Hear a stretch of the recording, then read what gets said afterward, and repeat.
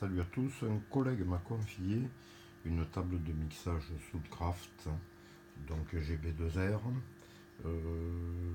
Il est victime, comme tous les gens qui possèdent ce genre d'appareil, d'une ronfle en alimentation fantôme.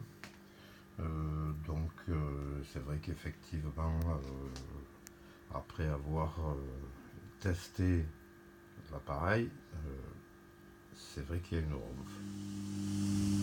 Une ronfle donc à 100 périodes que l'on peut entendre ici. Donc pour le test, très facile, il suffit d'inclure une résistance de 10 kg sur une entrée.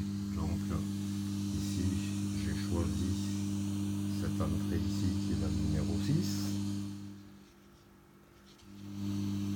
Avec alimentation fantôme, si je coupe l'alimentation fantôme, donc je repousse l'entrée numéro 6,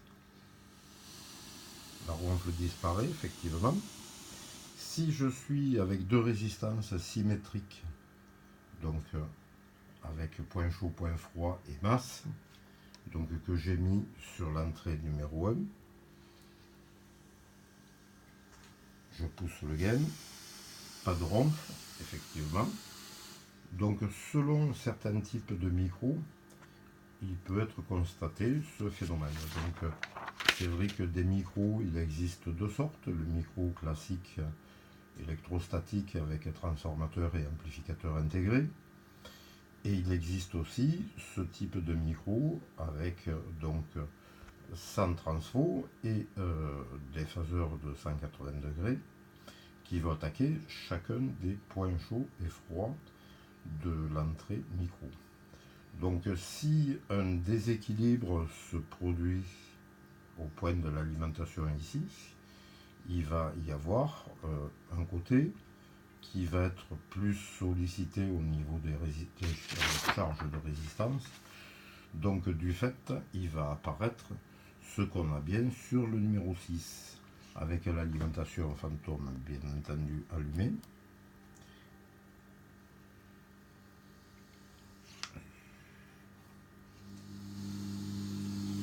Donc ce genre de ronfle qui est à 100 périodes, que l'on peut entendre.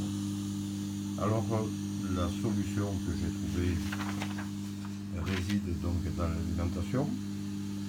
Le problème de l'alimentation, bon, c'est qu'en fait, il y a un pic négatif qui est très important au niveau du 50 volts qui va être après réduit en 48 volts. Donc j'ai changé ici le condensateur micro, mais sans résultat. Il se produit donc un phénomène qui est lié à une masse mal constituée au niveau de l'alimentation.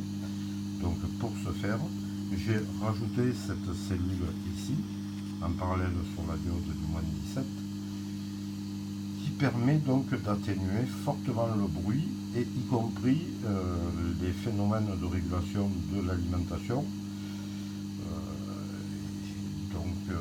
qui amènent même des ronfles plus basse fréquence que ça, qui peuvent descendre jusqu'à une quinzaine d'Hz en fonction des variations secteurs.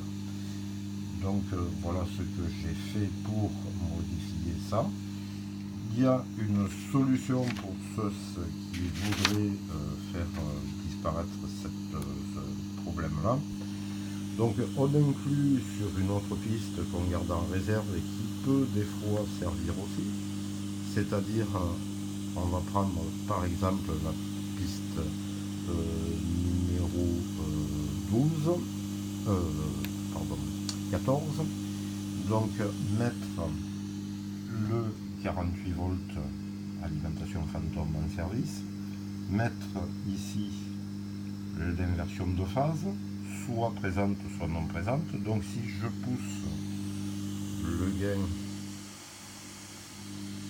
on entend bien que on annule totalement ce phénomène là.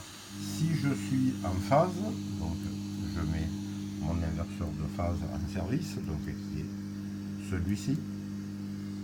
je pousse mon volume de cette fameuse piste, de la numéro 14, pardon, c'est la piste numéro 14, le bruit s'amplifie.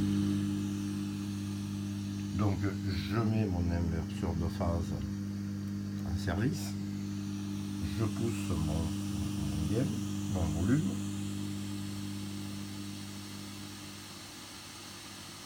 on n'a plus qu'un souffle qu'on peut arriver à atténuer.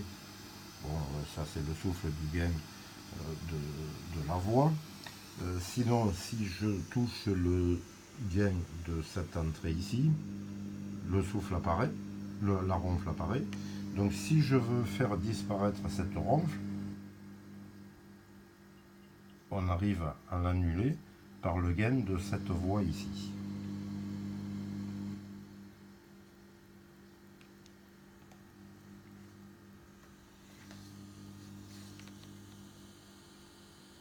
Voilà. Donc une solution pour éviter ce genre de problème. Il y a possibilité aussi, donc si je remonte les deux gains ici, en faisant varier la tonalité, donc on s'aperçoit qu'on a un creux dans l'annulation du déphasage. On augmente le bruit, on réduit le bruit et on annule totalement le bruit. C'est une astuce qui permet aussi, au cas où on a un Larsen grave, on met un micro donc en prise donc générale sur une scène, et ce micro va être suspendu et mettre en opposition de phase, et en fonction de la variation ici du curseur, vous allez donc baisser, faire disparaître, et en fonction de la tonalité que vous allez choisir, vous allez aussi faire disparaître ou ramener votre Larsen. Pareil donc pour ici aussi.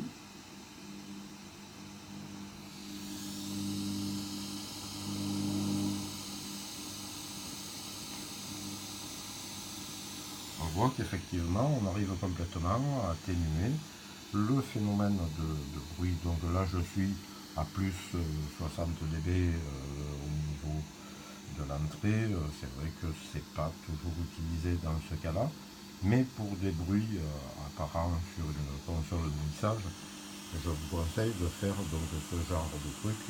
Ça permet d'éviter pas mal de choses. Voilà pour ce petit truc. Bon, mais pouce en l'air et laissez des commentaires s'il vous plaît, ça fait toujours plaisir. Merci, à la prochaine.